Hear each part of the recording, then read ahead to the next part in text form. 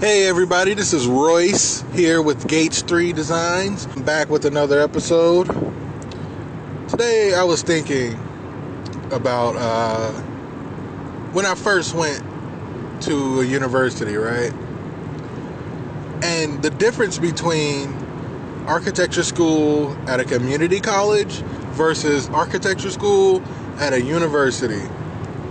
First of all, community college, the whole feel is a little different because typically at community colleges you don't stay on campus, or there's not like that campus life type of deal, or around the school there's not the bars, and I mean around the community college I went to there were bars nearby, but it seemed like universities are just set up where everything is within walking distance, and if you're living on campus, and they want you to live on campus. In fact, if you live near a university, or if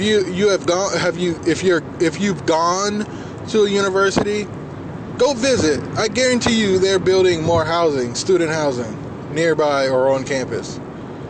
Like, it's like a lot of money into them keeping people on campus. And actually, my community college that I went to, they're starting to create on-campus homes and on-campus living. I thought that was interesting because I used to drive to school every day.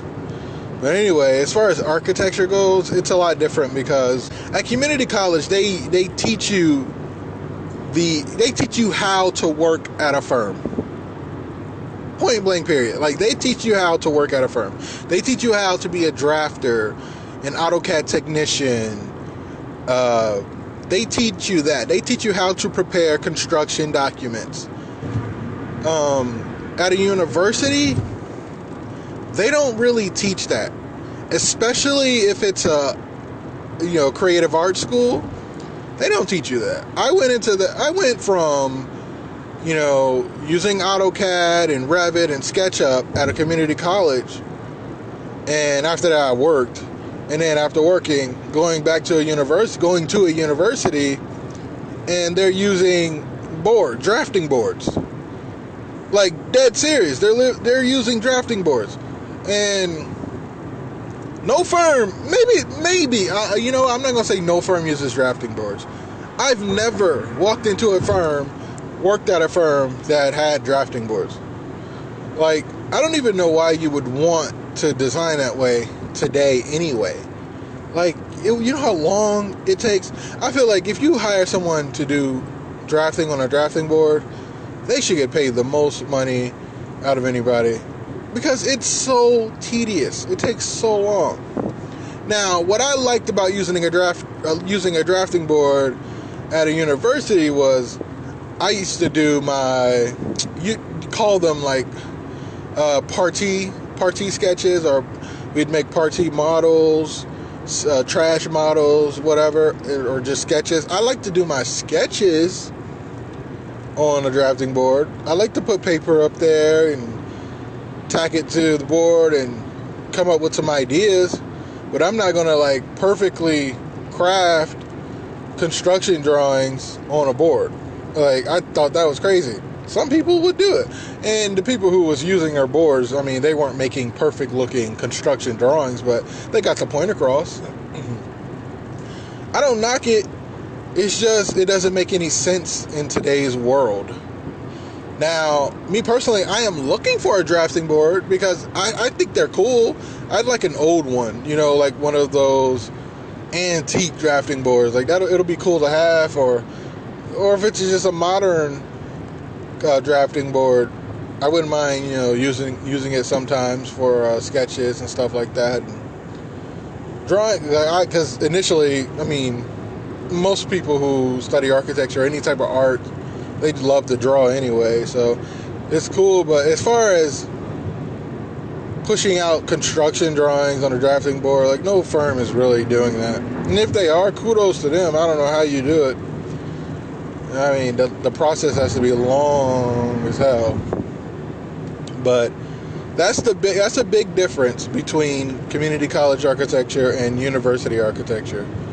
Like I said, I went to a creative arts school for architecture, so it may be different at a more. I think there's a college in my same state that it wasn't creative arts. It was more the architectural program was more technology based. So they probably used